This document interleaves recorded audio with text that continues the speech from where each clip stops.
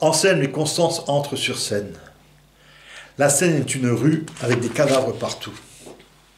Constance et Anselme marchent hébétés au milieu des morts. Constance, c'est pas possible. Anselme, que s'est-il passé? Ils restent à s'y plonger tous deux dans la stupeur, puis Philibert entre sur scène.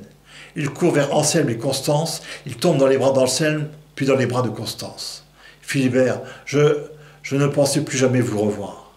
Constance, Philibert, Anselme, est-ce que tu sais ce qui s'est passé? Philibert, non. Je suis sorti de chez moi, j'ai vu des cadavres partout, alors j'ai couru jusqu'au théâtre pour venir voir si vous, mes amis, vous étiez toujours en vie. Et miracle, vous êtes vivants, et bien vivants.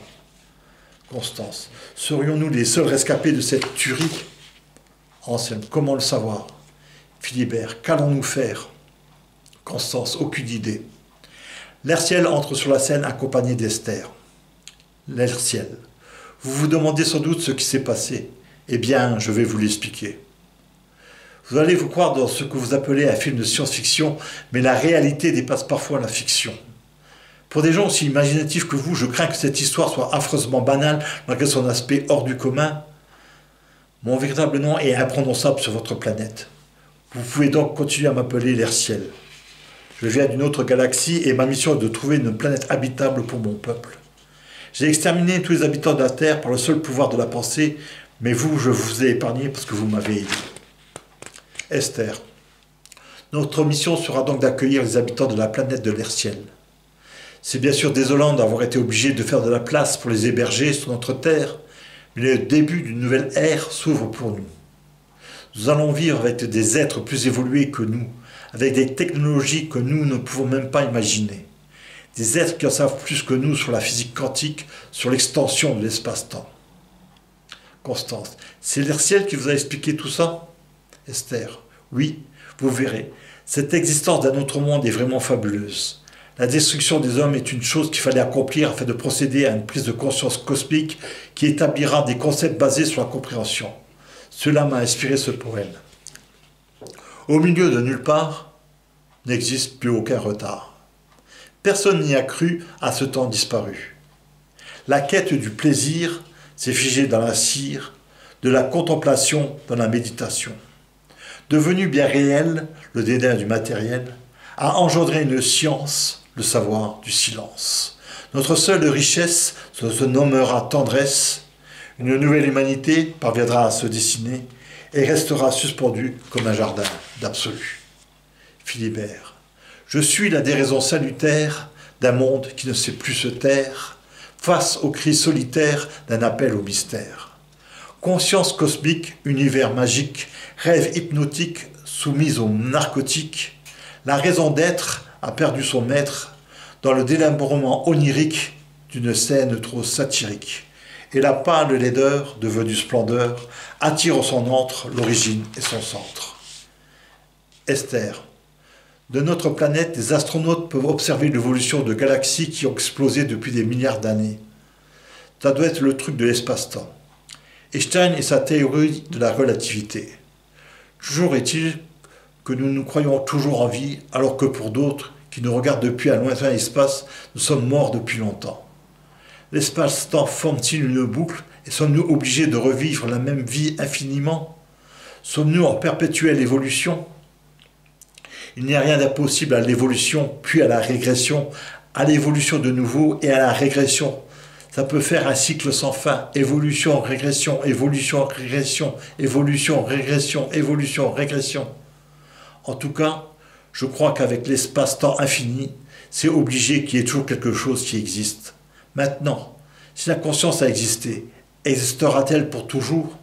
D'abord, il n'y avait rien, quelque chose est venu, et à présent c'est foutu. Il y aura infiniment quelque chose. De la conscience, de la matière, de la poussière, toujours quelque chose pour toujours. On ne peut plus revenir en arrière. Anselme, suis-je une galaxie à moi tout seul? Ou même plusieurs? Connais-toi toi-même et tu connaîtras l'univers. Mon corps est peut-être fait à l'image de l'univers. Mon cerveau est peut-être une galaxie, mon cœur une autre, ainsi que mon foie, mes poumons. Ou alors nous ne sommes que les atomes d'affaires à repasser. Notre monde pourquoi pas, est né de la poussière d'un lointain extraterrestre qui serait donc notre Dieu pour nous. Dans ce cas de figure, Dieu est mort, mais ne désespérons pas, d'autres viendront. Philibert.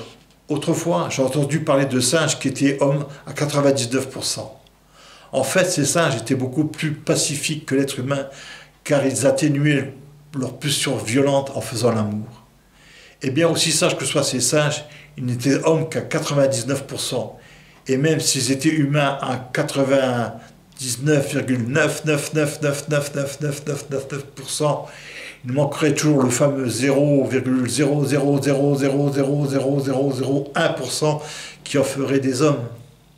Des hommes capables d'admirer un coucher de soleil ou des hommes capables de déclencher des guerres. C'est peut-être un pourcentage de conneries, mais ça peut être un pourcentage de divin. Constance. Je ressens mon corps comme un immense sanglot, mon âme se noie dans mes entrailles. Je ressens mon corps comme un immense sanglot, mon âme se noie dans mes entrailles. Je ressens mon corps comme un immense sanglot, mon âme se noie dans mes entrailles. Je ressens mon corps comme un immense sanglot, mon âme se noie dans les entrailles. Philibert. Si l'espace-temps est courbe, pourquoi ne se souvient-on pas du passé? Ce serait immensément important. Quand j'étais beaucoup plus jeune, et c'est arrivé à tout le monde, j'avais des impressions de déjà-vu. C'est-à-dire que je vivais une scène et mon cerveau croyait l'avoir déjà vécue. Était-ce le souvenir de mes derniers passages sur Terre? Cette notion d'éternel retour ne me plaît qu'à la condition qu'il y ait à chaque retour une certaine évolution. Je crois qu'il existe une religion qui explique que nous avons droit à 7 passages sur Terre pour devenir comme le Christ.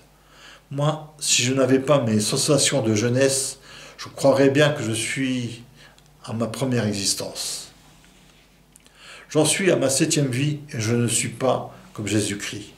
À combien de vies t'en es toi? Tu ne sais pas, tu ne sais pas.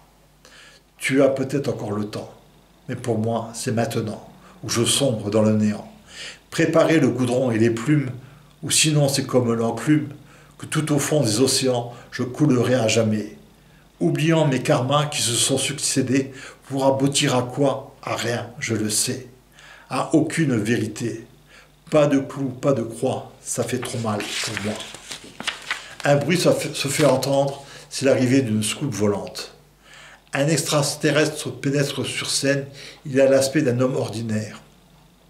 L'extraterrestre émet des sonneries étranges à l'adresse de l'Herciel, celui répond de la même façon. En scène, Philibert, Constance et Esther écoutent le dialogue. L'Herciel, s'adressant au quatuor. Je vous présente un de mes amis de ma lointaine galaxie. En scène, pour des extraterrestres, vous n'avez pas l'air bien exotique. L'Herciel, c'est vanité de se croire unique dans l'immensité de l'univers. Esther, désignant le nouveau venu d'un geste de la tête et s'adressant à l'Herciel. Il est venu tout seul? L'Herciel, lui. Les autres arriveront peu à peu dans les mois qui vont venir. Ça va être le début d'une nouvelle aventure.